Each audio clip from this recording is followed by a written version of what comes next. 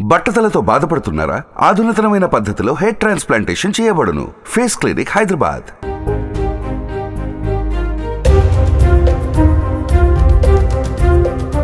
మీ పేరండి? పేరాల బాలనాగమ్మ.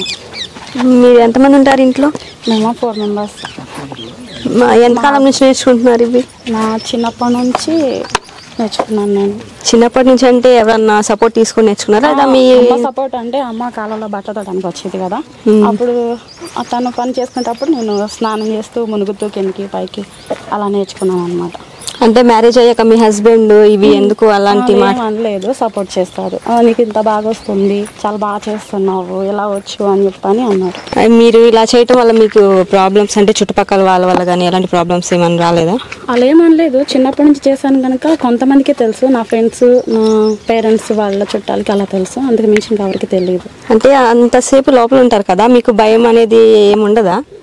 లేదు, ఇంకా చేస్తుంటే చేయాలనిపించేది. మాక్సిమం వాటర్ లో ఉంటే మునిగిపోతామేమో, లేదా బ్రీతింగ్ ఆడదు అన్న భయం ఉంటది కదా? భయం లేదు, ఎందుకంటే వాటర్ పైనే ఉంటాను కదా, ఊపిరి కూడా వస్తూ ఉంటుంది. మీ చిన్నప్పటి నుంచి అలవాటు అవడం వల్ల ఫ్రీగానే ఉంటుంది, బాగుంటది అన్నమాట. మాక్సిమం అసలు అంటే ఎన్ని రోజులు నేర్చుకున్నారు అలా ఉండటం? నేర్చుకోవడం అంటే నేర్చుకోలేదు, అలా స్విమ్ చేసేటప్పుడు వచ్చి రాని ఈత చేస్తూ, ఈత అయితే రాలేదు కానీ స్విమ్ చేయడం రాలేదు, కానీ వాటర్ పైన తిరగడం మాత్రం వచ్చింది.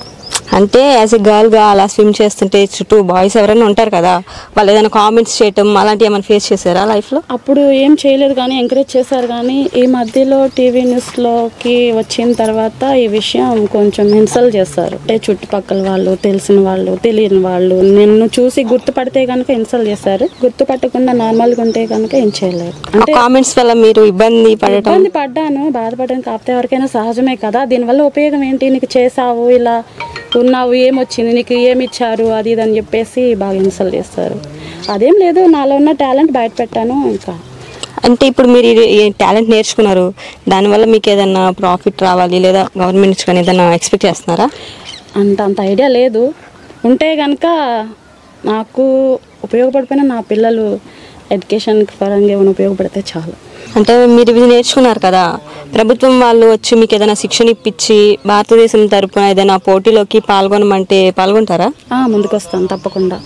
అలా చేయటం వల్ల మీకు ఇంట్లో ప్రాబ్లమ్స్ అంటే లేకుండా ఉండవు, కాకపోతే మన భారతదేశం కోసం ఇంత కొంత ముందుకు వచ్చి ఏదో ఒకటి చేయాలని చిన్నప్పటి నుంచి ఉంది నాకు ఆలోచన.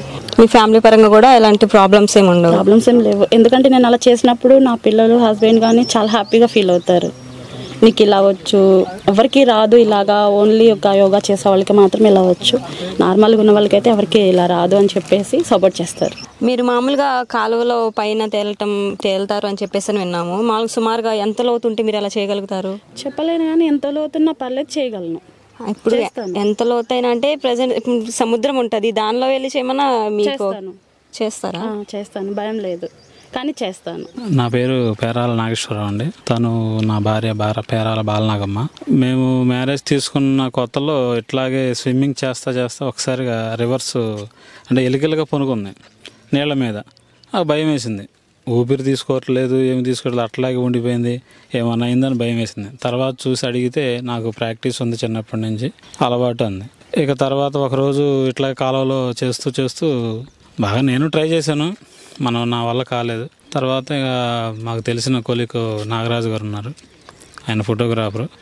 ప్రకృతి ఫొటోస్ తీస్తా మా మిస్సెస్ చేసేది కూడా తీశారు.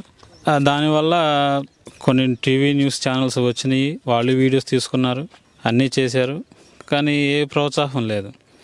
ఒకవేళ గవర్నమెంట్ ప్రోత్సహించి ఏదన్నా పైకి తీసుకెళ్ళాలి అనుకుంటే మా మిస్సెస్ రెడీ, నేను రెడీ, అది ఎక్కడికైనా సరే, ఏదైనా సరే. నా పేరు పివిఎస్ నాగరాజ్ అండి, మాది ముత్తాయిపాలెం. నేను ఒక ఫోటోగ్రాఫర్ని. నేను ఎక్కువ వెడ్డింగ్తో పాటు నేచర్ ఫొటోస్ తీస్తూ ఉంటాను. ఇప్పటి వరకు నాకు దాదాపు 181 అవార్డులు రావటం జరిగింది. ఇలాగ ఒకరోజు నేచర్ ఫొటోస్ తీస్తూ ఇట్లా ఈ బ్రిడ్జి మీద వస్తుంటే ఈ బాలనాగం అనే అమ్మాయి వాటర్లో తేలటం కనిపించింది. ఒక ఎంతగా ఉందని చెప్పేసి దాన్ని ఫొటోస్ ప్లస్ వీడియో తీసి యూట్యూబ్లో అప్లోడ్ చేశాను. దానివల్ల స్పందించి కొంతమంది ప్రెస్ వాళ్ళు వచ్చి ఇది తీసుకున్నారు. దీనివల్ల కొంచెం ఆ అమ్మాయికి కూడా ప్రభుత్వం వారు గుర్తించి ఏదో మంచి ట్రైనింగ్ ఇచ్చి ఒక నేషనల్ ఇంటర్నేషనల్ స్థాయిలో కాంపిటీషన్కి పంపిస్తే ఆ అమ్మాయికి భవిష్యత్తు ఉండిద్ది. వాళ్ళ కుటుంబాన్ని చేసినట్టుండిద్దని చెప్పేసి నేను కోరుతున్నాను. మీ బిజినెస్ ఏదైనా మీ ఊర్లో ప్రమోషన్ చేయాలంటే అది సుమన్ టీవీతోనే సాధ్యం. ఇప్పుడే సంప్రదించండి.